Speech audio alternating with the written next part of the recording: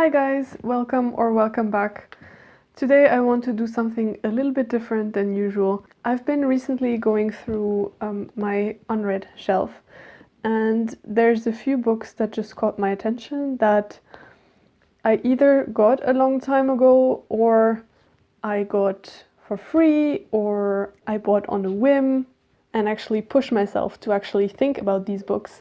What got me excited in the first place? What do I think I want from them? What do I expect? And do I still even want to read them? And so I thought to couple this kind of figuring out if I still want to read it / Unhaul, I would do the try a chapter tag. So I selected 6 books that I picked up from my shelf that I haven't read yet and that I'm not sure if I'm still really interested in them. So here are the 6 books. I'm going to present them to you, and then I'm going to read a chapter each. Sometimes it's a bit more than a chapter, because in some books chapters are like ridiculously short, like 3 pages. And I don't think it's enough to get really a feeling of the book. So I'm going to do that. I'm going to go through them, read them, and tell you my thoughts on them and if I still want to keep them. The first one I'm going to show you is All the Light We Cannot See by Anthony Doerr. This is a World War II fiction, and it follows a French girl and a German boy, and the French girl is blind. I'm really not someone who reads a lot of World War II fiction, but I just thought this premise really interesting of having a protagonist and potentially someone who gives us a point of view that is blind. But I guess it's the World War II part that really stopped me from reading it until now. And I've also read some really mixed reviews. Some people absolutely love it. Some people just said it wasn't for them. So I'm just hoping that reading a chapter of this will give me an idea whether it is for me or not.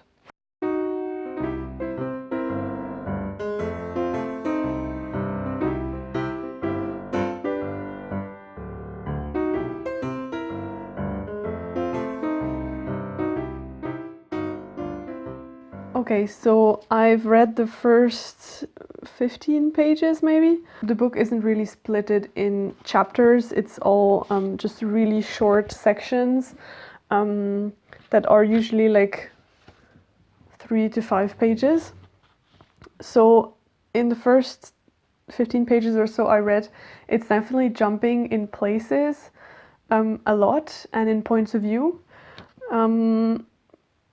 Which I don't know if I really enjoy, to be honest. I do enjoy the writing, so the writing I think is not a problem. It's actually quite poetic, like much more than I thought it would be. It's less heavy descriptions, but more like general feelings of the characters and what they feel about their environment around them. But honestly, in the first 15 pages, maybe half of it was description of like bombings and stuff, or some descriptions of some specific artillery stuff. And I don't know if it's really representative of the book, but to be honest, it kind of put me off.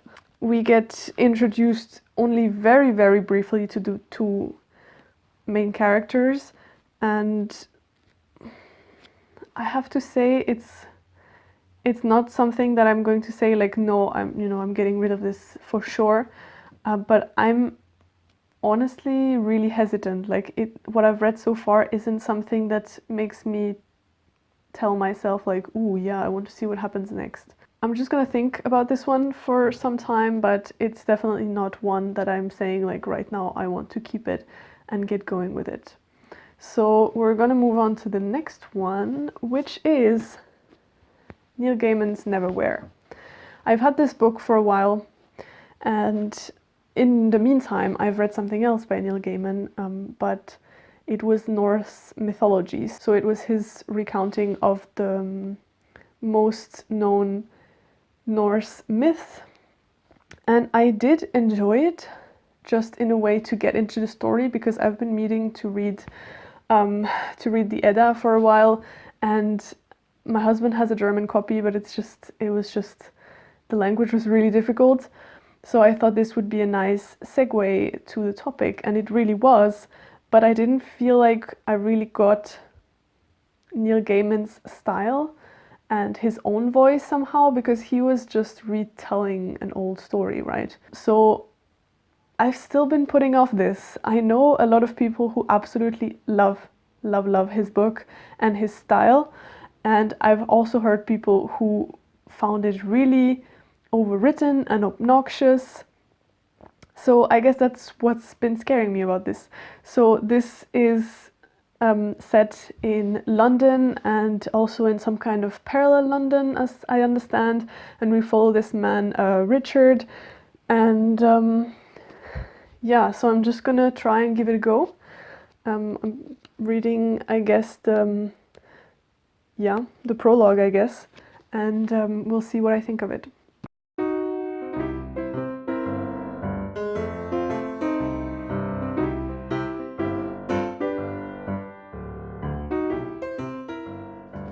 Okay, so I've just read the 12 first pages or so, or Neverwhere, and yeah, I'm sorry to say, I don't think this book is for me. We get introduced to the main character, Richard, as he is apparently celebrating his last night in Scotland, and he is moving to London, and then we flash forward to a few years when he's been in London for a while and established there, and honestly, there's been an introduction of maybe 4 different characters until now, and all of them seemed super bland and really like caricatures.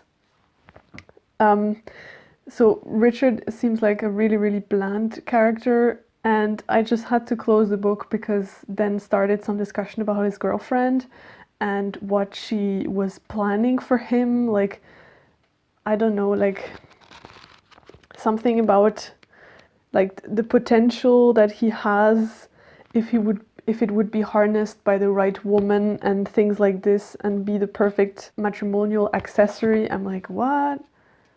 These are not the kind of characters I want to read about for like 350 pages. I don't think I'm giving up completely on Neil Gaiman, but I guess I just thought the urban fantasy part would be quite promising, but I don't think I can get through with it with these kind of characters, to be really honest. So yeah, sorry, I don't think it's for me, and I will just pass it on to someone else who will actually like it.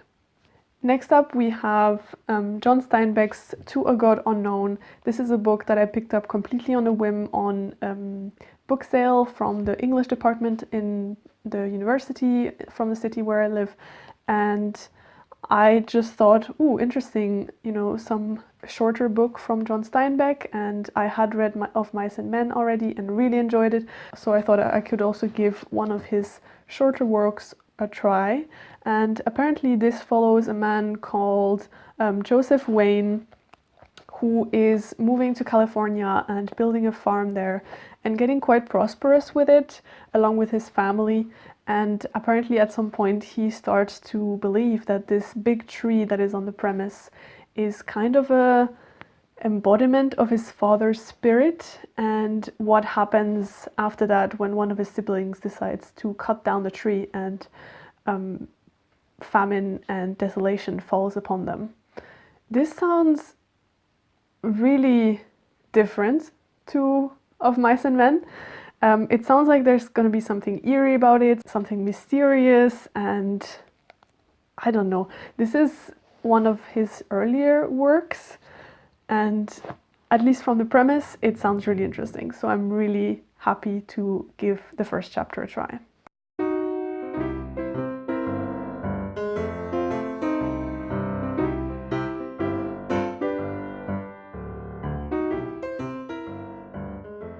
Alright, so I've read the first, about 10 pages of this, and I'm just already blown away by John Steinbeck's writing style.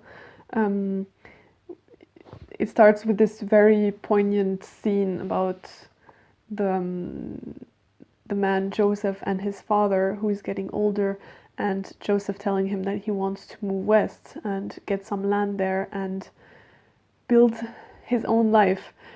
And with a very, very emotional blessing scene. And yeah, I know I will want to read this. I will read this at some point. And I'm really happy that I read these first pages, because then I can remember it and push myself to actually get to it. But this is one that definitely piqued my interest. Next up we have Suite Française by Irène Némirovski. This is semi-autobiographical work of the author, who is Ukrainian born, and she got deported to Auschwitz during the Second World War from Paris, so this work is actually unfinished. And I got this because it got sold out from the library of my city, and I just got it for 50 cents, and I've heard really good things about this author and about this work, and I am probably again intimidated by the subject matter, so I'm hoping I have more luck with this one and that I will want to pick it up.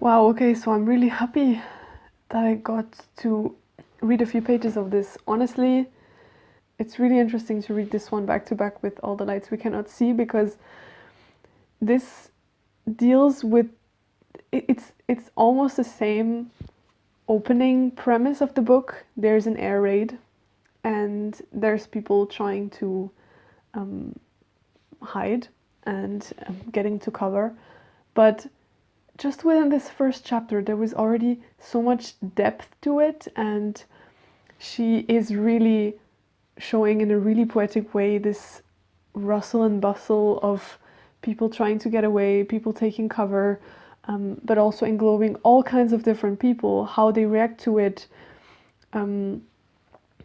what people do in that moment. And she's already started to weave in questions of class and of religion, and I'm like, whoa, okay, this sounds like it's going to be a deeper and more intense analysis and description of this time and this situation. It's probably not going to be easy to read, so I'm definitely going to have to pick a good time to read this, but I am definitely intrigued and I'm really happy I picked this up and I want to get to it at some point. Okay, the second to last book is also one I got for very cheap and also picked it up completely on a whim, and it's Tess of the Durbervilles by Thomas Hardy. This is a Victorian classic, and we follow this young girl Tess from girlhood to adulthood and the things that happen to her. I have heard that it's very depressing, quite pessimistic. Yeah, that's about everything I know about it. So I'm gonna give the first chapter a go. I don't think it's gonna be the first chapter because they're like super long, but it's split into different sections. So I'm just gonna read the first section of that one and I'll get back to you.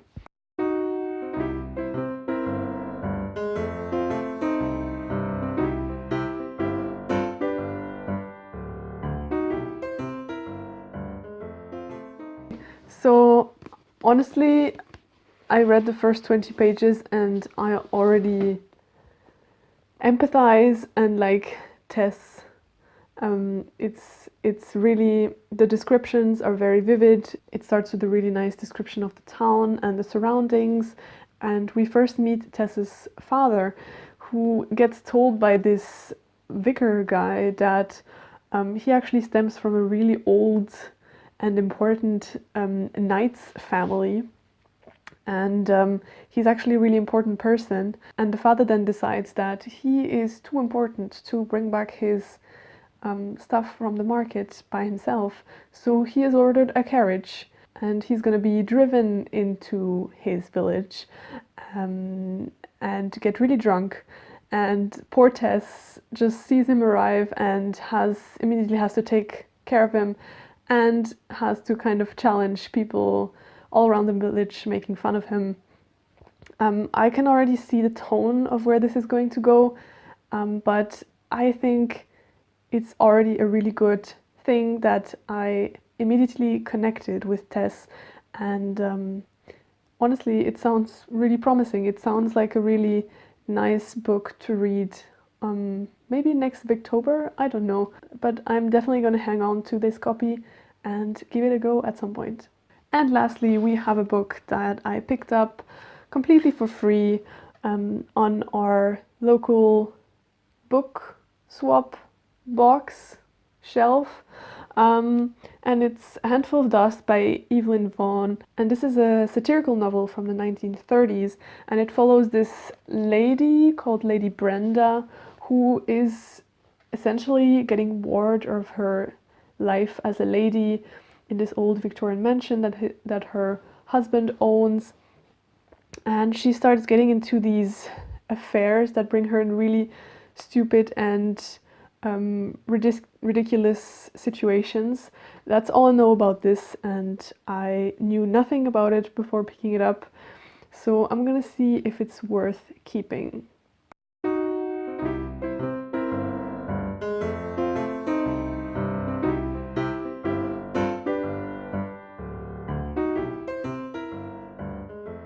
Okay, so I've read the first chapter, and we actually don't get to meet Lady Brenda yet.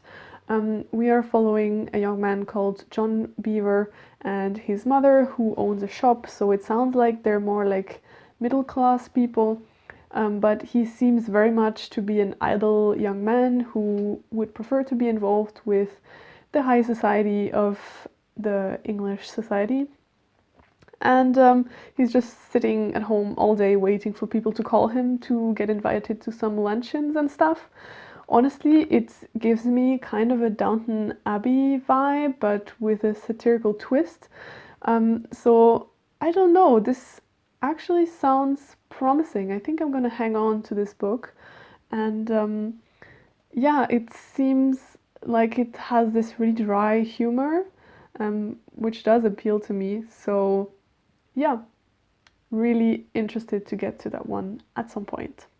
Okay, so I've made up my mind, and from the 6 books that I selected, I am gonna keep 4 of them: A Handful of Dust, Tess of the Durbervilles, To a God Unknown, and Suite Française.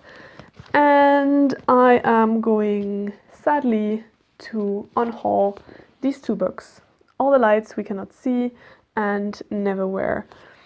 I just think these things are important sometimes to really make way for new stuff and to kind of remind oneself what interested you in the book in the first place. And that's just the thing that happens. There's just so many books out there, and sometimes you just lose interest. And I just really wanted to give these books really a go and not just, get rid of them just like that. And I'm glad I did. So I hope you enjoyed following me along on this unhauling journey. Yeah, I'm really wondering how you guys handle books that just seem to be lying on your unread shelf and that somehow you don't pick up. How do you deal with unhauling books? How long do you keep a book until you either try it out or get rid of it, or you just get rid of it altogether? I am very privileged to have the place that I have to store books, and I know a lot of people don't have as much space. So yeah, would love to know how you guys deal with this very bookish conundrum, and yeah, I hope you had fun with this, and I'll see you in my next one. Bye!